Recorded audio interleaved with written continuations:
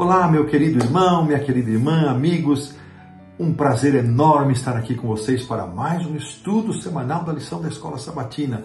Agradecemos a Deus por esse privilégio, agradecemos também a Safeliz por patrocinar em seus canais este estudo semanal. Eu sou o pastor Hélio Carnassali e espero que onde quer que você esteja, toda essa gente maravilhosa que fala o português, brasileiros, portugueses, amigos queridos dos países da nossa grande África, que possam todos ser abençoados com esse estudo semanal. Eu estou agradecido a Deus por poder estar em contato com vocês. Temos recebido muitas mensagens especiais de carinho, de apoio, de gente que ama a lição da Escola Sabatina e de alguma maneira está participando. Fica aqui então o meu incentivo para você praticar os 3 Cs. Curta, compartilhe e comente. Use aí os canais da Safeliz para isso.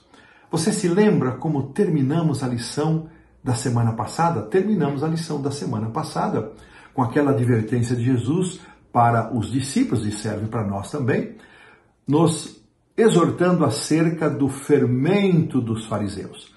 O fermento dos fariseus nada mais é do que o seu ensinamento, os seus ensinamentos, sua doutrina, e Jesus então advertiu os discípulos para que não se contaminassem com aquele ensinamento que priorizava as tradições do que a palavra de Deus. Nós precisamos dar um lugar de centralidade à palavra de Deus em nossa vida. Por isso temos esse estudo semanal, por isso temos a sua própria revelação bíblica com a qual tomamos contato, além do estudo da lição, as meditações, o momento de oração, de comunhão pessoal, de comunhão familiar. Não deixemos de estar em harmonia com Deus, em contato íntimo com Deus. Antes de abrirmos então a lição para o estudo dessa semana, quero convidá-lo a fechar os olhos, curvar a fronte para uma oração. Senhor Deus, Pai querido, graças te damos pelo privilégio de nos unirmos em uma grande comunidade ao redor do mundo para estudar a porção da Escola Sabatina desta semana. Que o Senhor nos abençoe, nos conduza, nos dirija, nos dê clareza de pensamento, de compreensão e disposição para praticarmos aquilo que vamos aprender. Abençoa-nos, Pai, em nome do Senhor Jesus. Amém. Título para esta semana, o Ensinando os Discípulos, parte 1, que será seguido de Ensinando os Discípulos, parte 2. Essas 2 semanas formam uma sessão que começa no Evangelho de Marcos, capítulo 8, verso 22, e vai até o capítulo 10, verso 52. Nessa semana nós vamos estudar a porção que termina o capítulo 8 até o final do capítulo 9. E na outra semana, todo o capítulo 10. Tanto o autor da lição quanto o comentário bíblico adventista, eles apontam para que esse período deve ter durado mais ou menos de ensinamento aos discípulos, mais ou menos um período de 6 meses. E esse período, Jesus se afasta um pouco do cenário da Galileia, do cenário ali da Judeia, onde muitos embates aconteciam, porque o Sinédrio enviava aquelas pequenas delegações para confrontar Jesus, para registrar o que ele estava pregando, ensinando, e Jesus então se afasta. Ele vai para a região da Ciro-Fenícia, vai até Sidom, depois ele passa para Betesda, volta para Decápolis, desce mais ainda e vai ao norte para Cesareia de Filipe. Então, nós vamos considerar Jesus nesses territórios, nessas regiões, e ele vai aproveitando longe da figura aí dos embates com os escribas e fariseus e saduceus. Jesus vai apresentar vários ensinamentos. Uma característica interessante desta sessão, que compreende esta semana e a próxima, é que esta sessão ela começa com o milagre de cura de um cego, o cego de Betesda, e termina com o milagre de cura de um cego, o cego Bartimeu. Isso, sem dúvida nenhuma, traz para nós uma lição espiritual muito interessante, porque nada é por acaso, e a intenção deste registro. E nesta sessão em que Jesus vai de uma forma mais direta compartilhar ensinamentos com os discípulos, é ressaltar a necessidade e a importância de uma percepção espiritual clara, de um entendimento claro de quem é Jesus, qual é o propósito do Evangelho, qual foi o propósito do ministério de Jesus, qual é o propósito da minha vida, o meu chamado como discípulo, os custos do discipulado e também os benefícios de seguir a Jesus. Olha que privilégio podemos estudar esses ensinamentos, e temos aqui como verso de destaque 8:34, onde lemos: então, convocando a multidão e juntamente os seus discípulos, Jesus lhes disse: se alguém quer vir após mim, negue-se a si mesmo, tome a sua cruz e siga-me. Verso esse que vamos considerar com mais atenção na lição da segunda-feira. Da mesma forma como Jesus tornou significativo para os seus discípulos há quase 2000 anos atrás a importância da percepção espiritual, a importância do discipulado, seus custos e benefícios, Ele quer fazer isso conosco hoje também. Que Deus nos conduza no estudo desta semana. Aqui fechamos a lição do sábado à tarde. Indo agora então para o domingo, nesta porção inicial aqui do nosso estudo, nós vamos considerar 2 trechos. O primeiro deles é o que registra o milagre do cego de Betesda. Duas características deste milagre. A primeira é que é o único milagre que Jesus faz em 2 tempos, em 2 ações.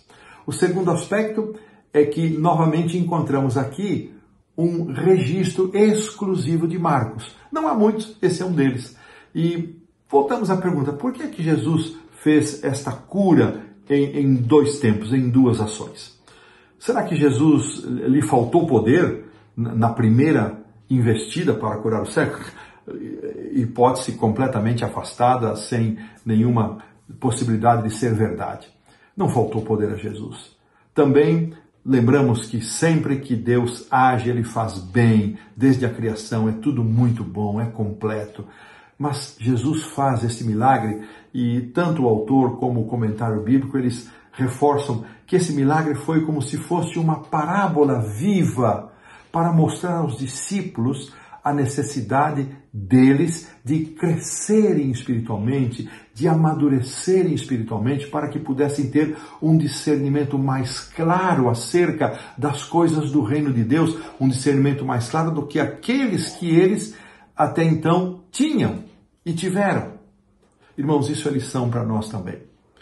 Muitas pessoas que vêm para a igreja, que conhecem a Cristo, aceitam-no como seu Salvador e iniciam a sua caminhada, muitas vezes param na sua maturidade espiritual, no seu desenvolvimento espiritual, não desenvolvem a sua espiritualidade, não amadurecem e conservam algumas características de cristãos imaturos, com dúvidas, sensibilidades exacerbadas. Aqui Jesus nos faz um convite para que possamos crescer espiritualmente.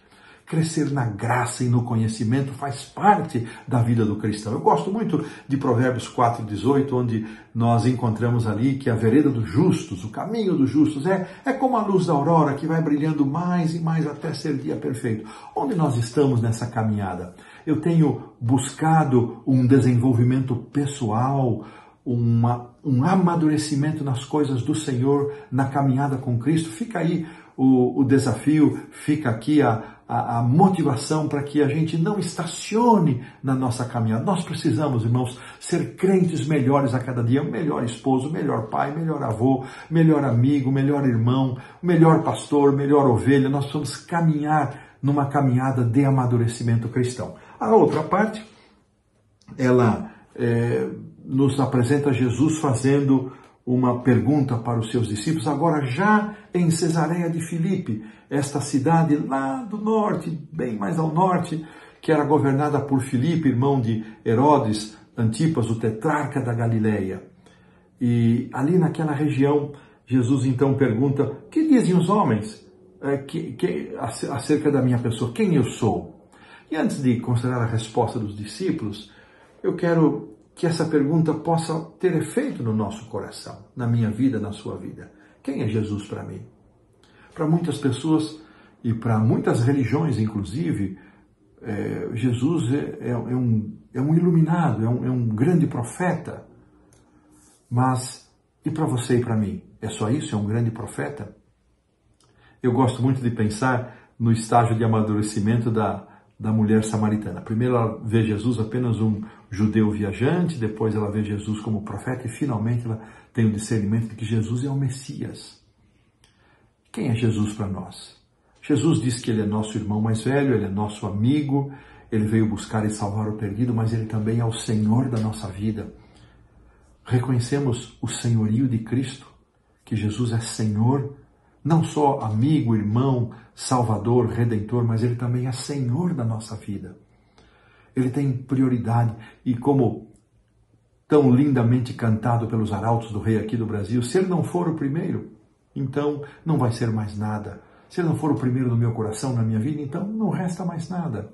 Eu espero que Jesus seja o primeiro na sua vida, não só amigo, irmão, Salvador, mas também Senhor. Vamos considerar agora a resposta dos discípulos. Então eles respondem, olha, uns dizem que é João Batista, outros Elias, e outros ainda dizem que alguns dos profetas. E Jesus aí faz a pergunta direta, e vocês? Está aqui no verso 29. Mas vocês, quem vocês dizem que eu sou? E Pedro, então, ele apresenta essa resposta, tu és o Cristo. Pedro apresenta aqui o reconhecimento, seu reconhecimento pessoal de que Jesus era o Messias, o reconhecimento de que ele era o Filho de Deus, o Filho do homem enviado por Deus para cumprir um propósito aqui neste mundo, nesta terra. Que declaração linda! O autor faz um comentário interessante que depois daqueles eventos iniciais, aqueles episódios iniciais, é a primeira vez que um dos discípulos, já depois de algum tempo com Jesus, dá o seu testemunho público de que reconhecia Jesus como o Messias enviado por Deus, o ungido enviado por Deus. E Jesus faz um comentário, faz um pedido. Não comentem isso. E por que Jesus faz esse pedido para que eles não comentassem? Justamente porque a indicação da presença ou da existência de um Messias não tinha apenas uma conotação espiritual como Jesus desejava que fosse. A existência ou a presença de um Messias entre o povo judeu apontava para uma conotação política de guerra, de libertação do povo judeu do domínio romano. Então Jesus entendia que ainda não era chegado o tempo para que claramente se apresentasse como Messias, e por isso ele faz esta declaração. Jesus sabia exatamente o tempo que estava vivendo e sabia que ele não deveria antecipar de forma alguma essa ira dos escribas, dos fariseus, dos saduceus e do sinédrio, que já estava crescente, já ia aumentando cada vez mais. Aqui terminamos então a lição do domingo. Vamos agora para a lição da segunda-feira, onde vamos estudar sobre o custo do discipulado. E aqui é interessante que os discípulos vão iniciar agora um momento, o autor afirma isso, crucial na sua relação com Jesus, porque Jesus começa a dizer para eles, e nesta sessão que vamos estudar, 2 vezes Jesus vai falar do seu sacrifício, da sua morte, que convinha que ele deveria padecer nas mãos dos líderes e sofrer, ser morto e depois ressuscitaria após 3 dias. Nós sabemos da história desde o princípio, mas lembremos, os discípulos não sabiam. E esse era um assunto muito complexo para eles, eles não conseguiam ter o discernimento acerca do que Jesus estava tentando dizer para eles. Nós que sabemos, fica claro essa visualização, mas os discípulos não. A concepção que eles tinham para o ministério de Cristo era uma outra concepção. Não era um ministério que terminaria em morte e morte de cruz. Era um ministério que libertaria o povo judeu do domínio romano e eles, no reinado de Cristo, seriam ministros, teriam posições honrosas. Mas Jesus está mostrando para eles que não é assim que deveria acontecer. E Jesus, então, faz esta advertência. E olha que coisa interessante. Primeiro, ele aceita a declaração de Pedro de ser o Messias. Em seguida, ele apresenta o custo do seu messianato, ele apresenta o custo do seu propósito. E Pedro, novamente, assim como surpreendeu a Jesus, confessando e reconhecendo como o Cristo, o Messias, Pedro agora chama Jesus à parte e diz: Senhor, não, isso não vai acontecer. E Jesus assume uma posição severa com Pedro, dizendo a Pedro: arreda Satanás, porque não cogitas das coisas de Deus, e sim dos homens. Verso 33. Interessante que Jesus realmente foi duro com Pedro, porque se num momento ele foi guiado pelo Espírito de Deus, no outro momento Jesus tinha clara compreensão de que Satanás o havia usado, e ele talvez nem tenha se dado conta, muito possível não tenha se dado conta disso, porque com as melhores intenções ele não queria o sofrimento de Jesus. Mas ao não querer o sofrimento de Jesus e ao dizer: não, mestre, isso de modo algum acontecerá, Pedro estava sendo um instrumento de tentação para afastá-lo do propósito de Deus para a sua vida. Jesus tolerou muita coisa na sua passagem aqui entre nós. Ele foi desonrado, ele foi rejeitado, ele foi humilhado, ele foi desprezado pelo seu povo, mas uma coisa Jesus não aceitou: qualquer interferência de qualquer pessoa, de quem quer que fosse, para cumprir o propósito da missão para a qual ele viera ao mundo. Lembra-se da intervenção lá da sua mãe e dos seus irmãos, que foram até ele com a desculpa de que ele estava muito cansado, não tinha tempo nem para comer, e Jesus diz: quem finalmente é minha mãe, quem são meus irmãos? É todo aquele que faz a vontade do Pai. A determinação de Jesus de cumprir a vontade do Pai, de cumprir o plano de Deus para a sua vida, era mais forte do que qualquer coisa. Isso é uma grande lição para nós. Será, querido amigo, amiga, meu irmão, minha irmã, será que a determinação que nós temos de cumprir o propósito de Deus para a nossa vida é tão firme assim, está tão determinantemente enraizada na nossa vida? Ou nós permitimos que certas influências possam nos desviar do propósito de Deus para nós? Afinal de contas, você sabe qual é o propósito de Deus para a sua vida? Que plano Deus tem para você? Que propósito Ele tem para você?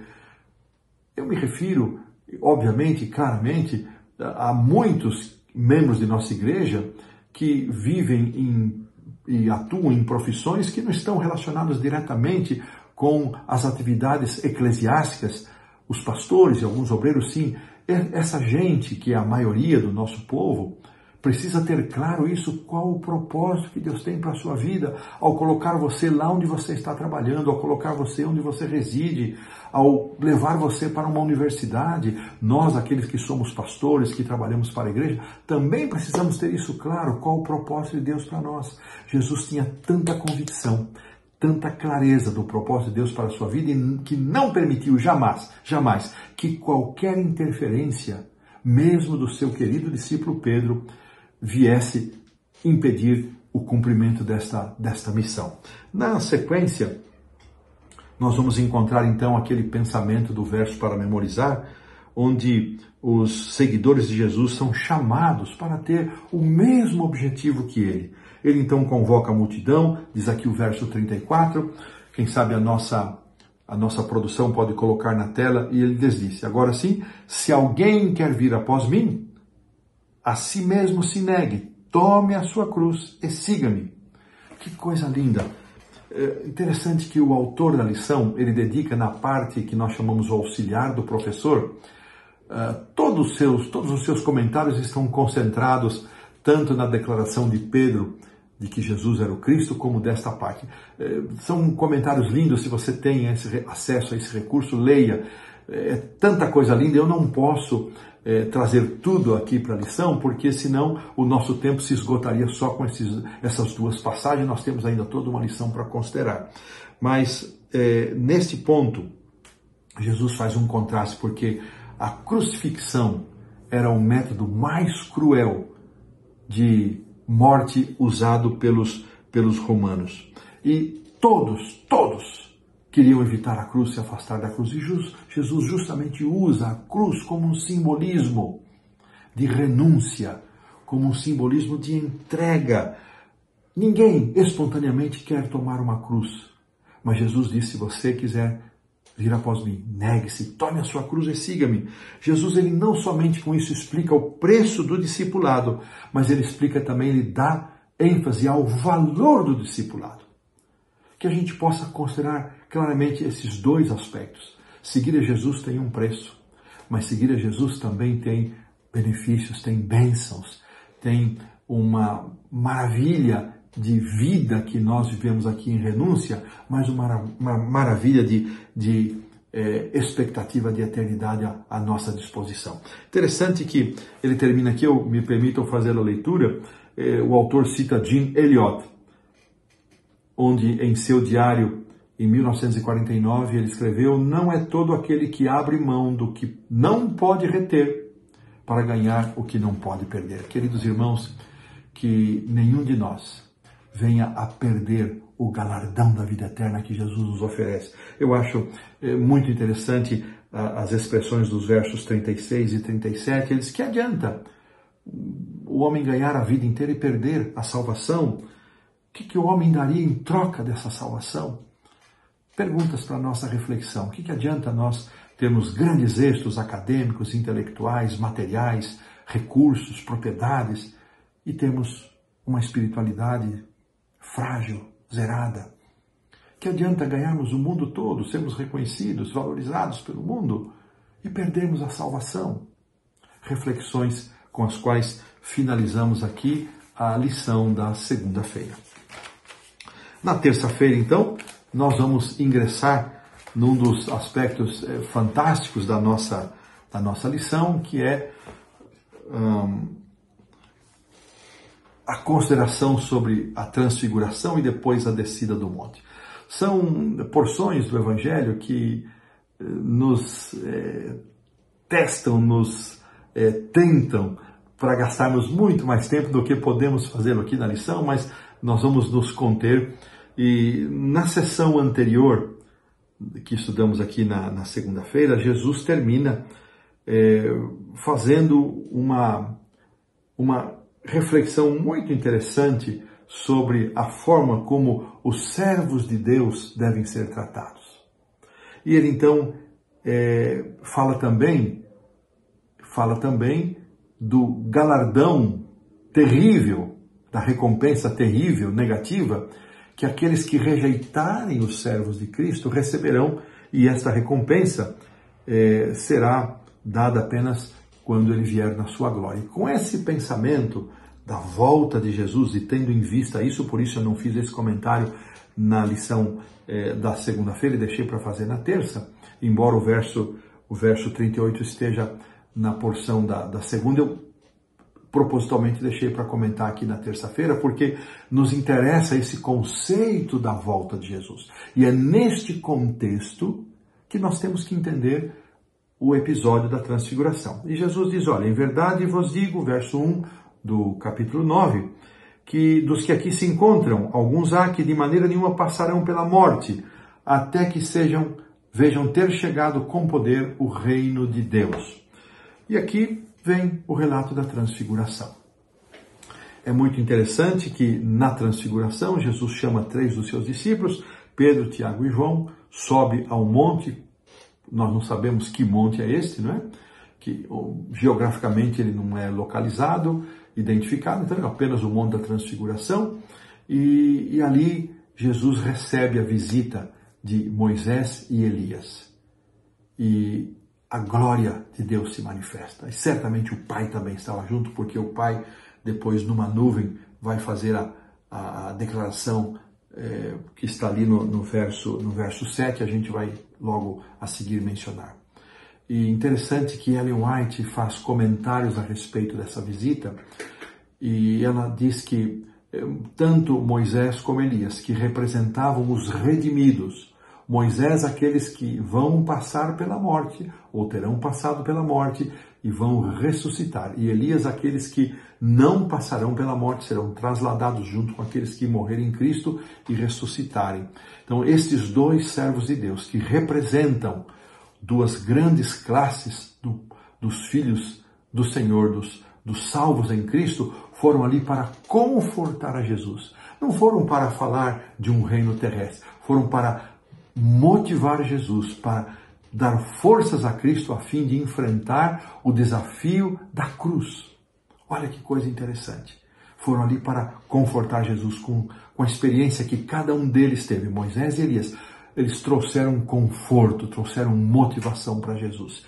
E a seguir, Pedro fica ali, eles estavam com sono, mas aquilo tudo produz um cenário, um espetáculo, e na nuvem, em glória, então se ouve a expressão, este é o meu filho amado, a ele ouvi.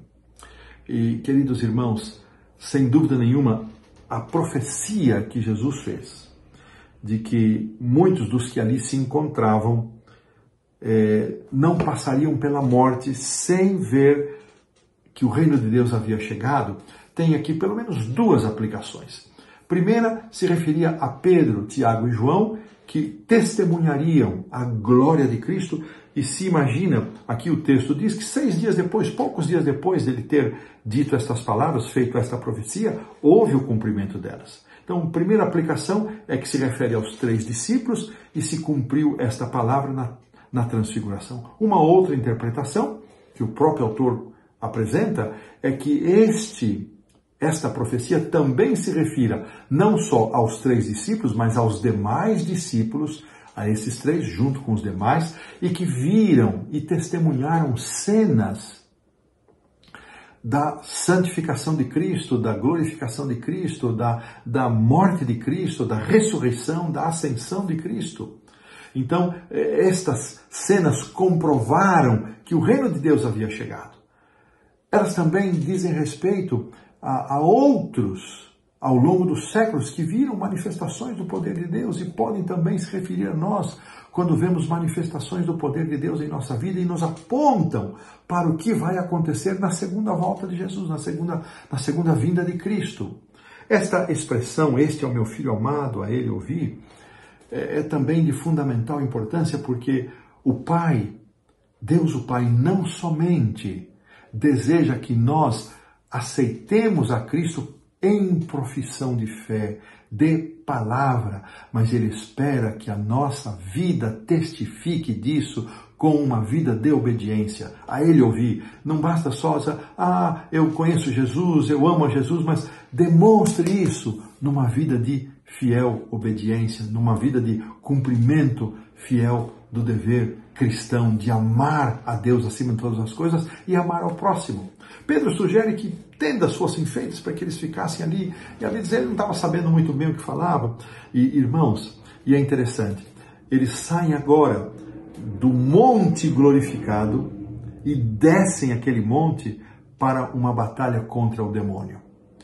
Muitos de nós apreciamos, irmãos, a glória do monte dentro dos nossos templos, nossas semanas especiais, nossos cultos, nossos corais, nossas orquestras, a nossa celebração. Amamos estar na casa de Deus, irmãos, e não tem problema nenhum nisso. É bom que seja assim.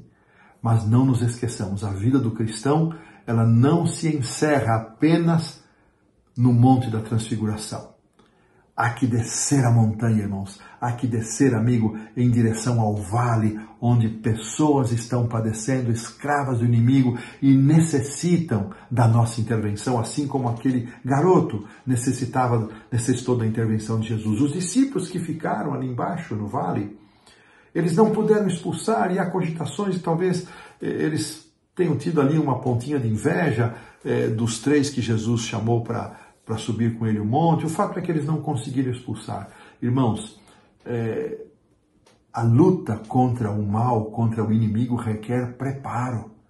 Jesus mesmo, lá no final desse episódio, quando eles estavam sozinhos, falou, Senhor, por que nós não pudemos expulsar aquele demônio? E Jesus já havia dado poder para eles fazerem isso. Aí Jesus diz, olha, essa casta não sai sem jejum e oração. Você precisa se preparar para lidar com as coisas espirituais. As coisas espirituais necessitam de recursos espirituais. Ninguém realiza a obra de Deus por academicismo, por intelectualismo, por funções ou cargos que ocupem. Tudo isso tem o seu valor, tem a sua importância, mas o que identifica o servo fiel de Deus não é a sua posição, não é o seu grau acadêmico, não é a função que exerce na igreja, mas é a simplicidade, a sinceridade do seu coração entregue a Deus diariamente. Nós precisamos nos preparar para sermos usados por Deus, para cumprirmos a sua obra. A obra de Deus não se faz com recursos humanos, nós somos apenas instrumentos. E Jesus então pergunta para o Pai, Há quanto tempo acontece isso? Ele diz, ele já há algum tempo ele faz isso e faz aquilo, descreve, e parece que Jesus não está tendo pressa, e isso deixa o pai em agonia, diz, Senhor, então, se tu podes fazer alguma coisa. Eu imagino que esse se tu podes, ele representa o ápice da agonia de um pai que já havia esgotado toda a sua capacidade espiritual, toda a sua esperança, toda a sua fé, não restou mais nada. E Jesus diz, olha, tudo é possível àquele que crê. E ele disse, Senhor, então cura primeiro a minha incredulidade. E Jesus então ordena aquele espírito imundo que deixa o menino, e ele faz ainda um cenário e sai e deixa o menino, e o menino fica como morto, mas ele está são e salvo, está recuperado. Sabe, irmãos, eu tenho pensado muito nessa história do pai intercedendo pelo filho. Nós vimos lá atrás, uma das lições anteriores, Jairo intercedendo por sua filhinha. Agora vemos este pai intercedendo por seu filho. Queridos irmãos, talvez amigos, talvez eu esteja falando para alguém que tem hoje o seu filho dominado por um espírito maligno, esteja afastado do Senhor, esteja longe dos caminhos de Jesus, esteja atraído pelas coisas do mundo, e o inimigo trucida essas pessoas, ele atrai, mas depois trucida, ele cobra um alto preço, e o coração dos pais seguem apertados. Mas meu irmão, minha irmã, não desista do seu filho. Vá à pessoa de Jesus, vá à presença de Jesus, rogue por seu filho. Mas olha, interessante, rogue por você também, para que você tenha fé, você seja tocado por Jesus, para que Jesus restaure a sua fé, restaure a sua confiança nele em primeiro lugar. E que esta seja a nossa experiência, que Jesus nos habilite para isso. Outra lição preciosa, a oração intercessória, querido irmão. Esse menino não tinha consciência daquilo que o pai estava pedindo para ele. E muito possivelmente não tinha consciência do que estava acontecendo. A oração intercessória em favor das pessoas por quem oramos é como se nós autorizássemos a Deus a agir no coração de alguém que não tem consciência da sua necessidade espiritual. Esse é o grande valor da oração intercessória, e esta é uma grande ilustração daquilo que esse tema pode significar para nós. Muito bem, aqui então encerramos a lição da terça-feira. Vamos agora à lição da quarta-feira com um tema também muito desafiador, seguindo aqui pelo Evangelho de Marcos capítulo 9, a pergunta, não é? A pergunta acerca de quem seria o maior no reino dos céus. Esta porção aqui do Evangelho vai nos conduzir, primeiramente, a uma segunda clarificação que Jesus faz, que está nos versos 30 a 33, a respeito do seu sofrimento. Se na primeira vez que foi mencionado aqui, capítulo 8, versos 31 a 33, estudamos isso na segunda-feira, Jesus destaca a rejeição das autoridades. Aqui, Jesus apresenta uma nova característica. Ele fala da traição, que ele seria vítima de uma traição. E os discípulos, novamente, o verso 32 diz claramente que eles não compreendiam. E eles tinham ainda medo eles não entendiam, talvez porque não queriam entender, aquele assunto não era um assunto agradável para eles, e não aprofundavam a sua pergunta para Jesus, né? E aqui nos afirma que agora eles partem para Cafarnaum, e assim que eles entram em casa, Jesus pergunta: o que vocês estavam conversando pelo caminho? E eles se calam, eles não dizem, como criança que sabe que fez alguma arte, ou mesmo um cachorrinho quando faz alguma coisa, você fala firme com ele se encolhe, eles têm consciência que não agiu bem, que não fez boa coisa.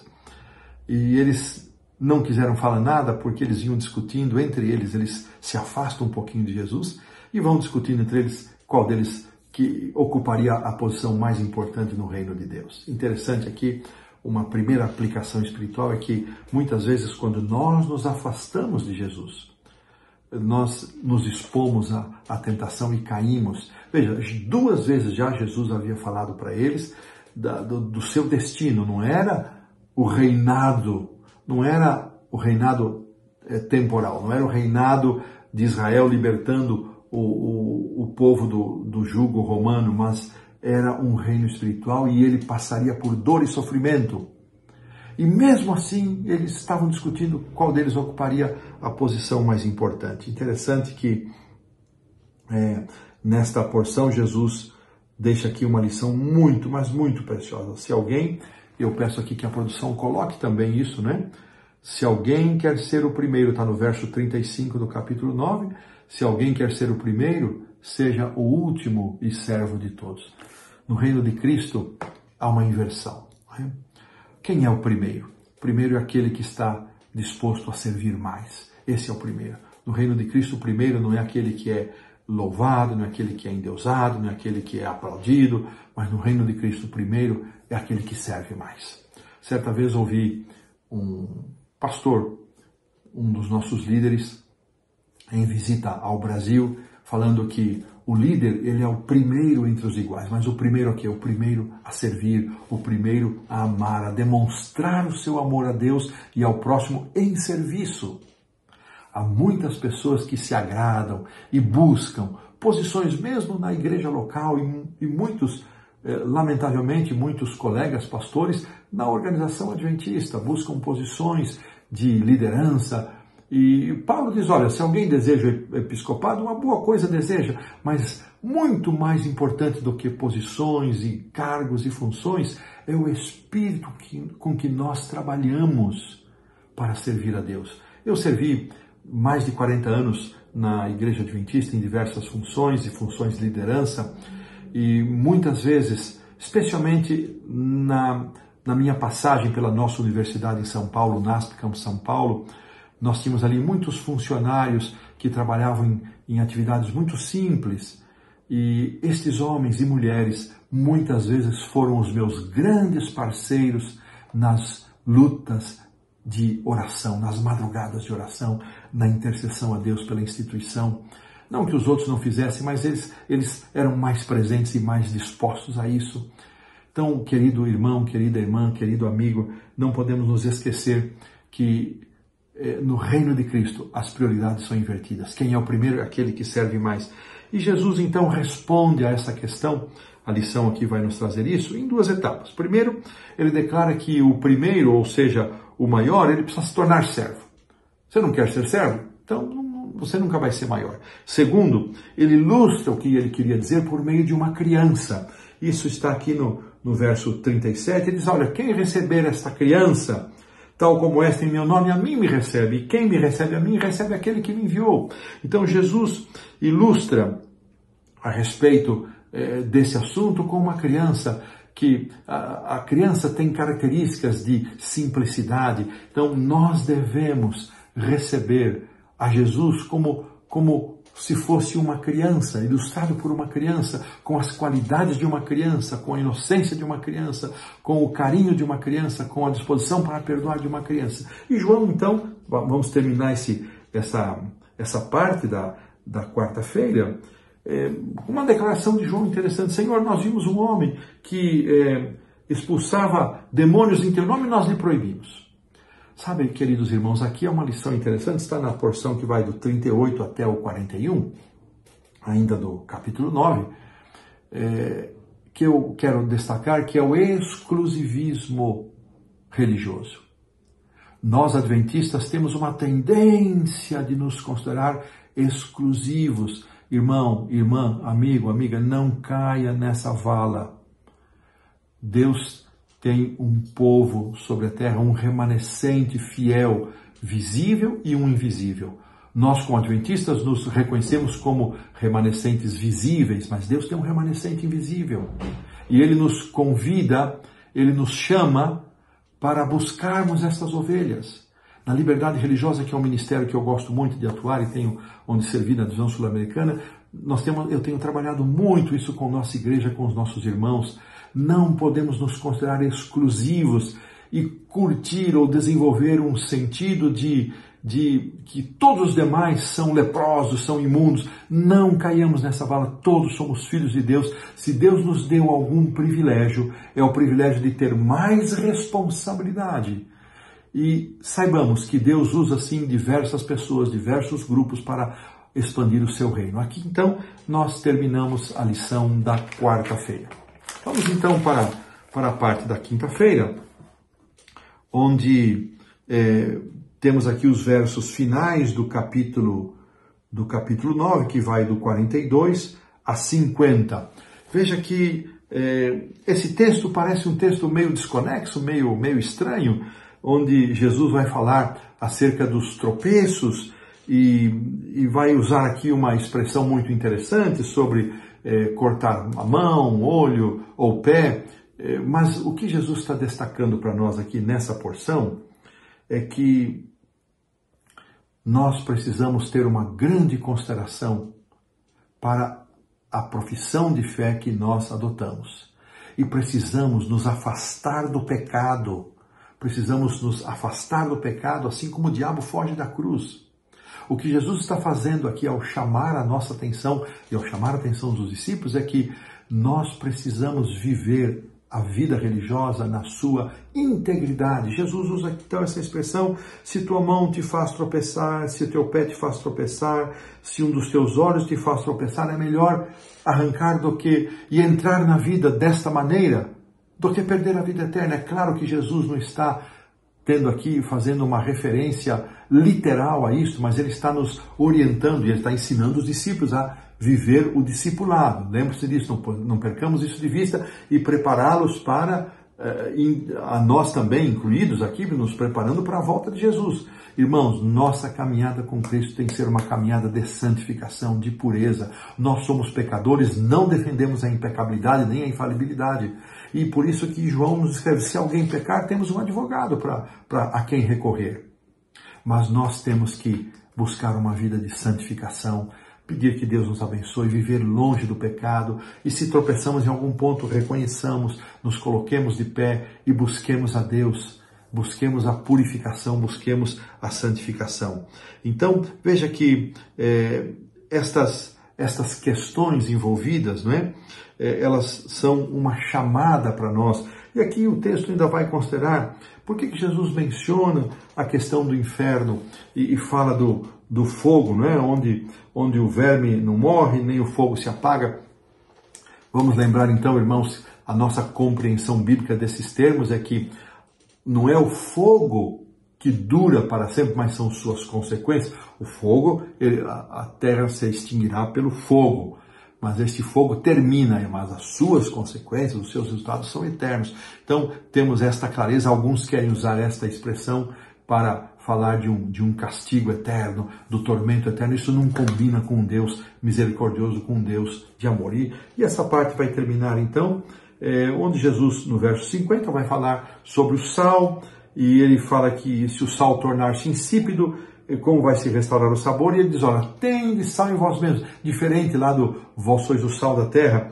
E esse tende o sal ele era usado como componente dos sacrifícios, dos holocaustos, e isso tinha um simbolismo, um símbolo de purificação. Então, ao Jesus falar do sal, ele falou dos tropeços, né? Então, que nós tenhamos uma vida pura. E ele termina dizendo: e paz com todos. Não fiquem disputando o maior, não fiquem brigando com outros que estão envolvidos na pregação do Evangelho. Vamos ter paz com todos, vamos ter uma vida pura e viver em paz. Aqui, então, fechamos a lição da quinta-feira. E na lição da sexta-feira, eu quero fazer 2 destaques. Primeiro, há umas frases de Ellen White, 2 frases de Ellen White. Depois das perguntas para consideração, quero trazer aqui 1 ou 2. Então, vamos à primeira frase de Ellen White. Para ocupar um cargo elevado diante dos seres humanos, o céu escolhe um obreiro que, como João Batista, assume posição humilde diante de Deus. Que sejamos humildes no nosso serviço para Deus. Em tudo que tivermos vantagem sobre os outros, escreve ela também. Seja na educação, cultura, caráter, princípios, experiência, essas vantagens apenas nos coloca numa condição de devedores. Isso tudo se torna em dívida por aqueles que sejam menos favorecidos. Que coisa interessante. Se somos fortes, devemos sustentar os fracos. Para pensar, não? Para a gente pensar. E das perguntas para consideração, destaco a pergunta 2. Qual é o equilíbrio entre a experiência de comunhão com Cristo no topo da montanha e a experiência de serviço aos necessitados? Para a gente pensar. Estamos mais para o topo da montanha, na glorificação dos nossos templos, dos nossos cultos, ou temos compartilhado a bênção da glória de Deus com aqueles que necessitam? Que gostoso foi estar com você mais essa lição, e agora me resta convidá-lo para uma oração final. Senhor nosso Deus e Pai, graças te damos, porque a tua graça se manifesta a nós cada dia. Abençoa-nos, Pai, para que possamos pôr em prática lições tão importantes. Abençoa, Senhor, essa grande comunidade que se conecta aqui nos canais da Sá Feliz, espalhados pelo mundo. Que o Senhor nos abençoe, abençoe a cada um, abençoe as igrejas representadas, as famílias, os pais.